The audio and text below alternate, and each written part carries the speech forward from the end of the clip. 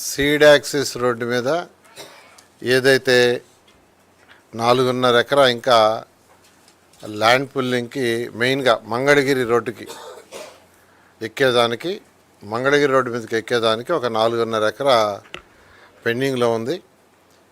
ఆ 4.5 ఎకరా వాళ్ళు కూడా అడగటం జరిగింది అనేక దఫాలు. అయితే ఇంకా టైం అయిపోతే బ్రిడ్జి ఫిబ్రవరి ఎండింగ్కి అయిపోతుంది. బ్రిడ్జ్ అయిపోయిన తర్వాత ల్యాండ్ రాకుంటే ఇబ్బంది అవుద్దని ఇంకా తప్పని పరిస్థితుల్లో రేపు ల్యాండ్ అక్విజిషన్ నోటీస్ ఇస్తున్నాం.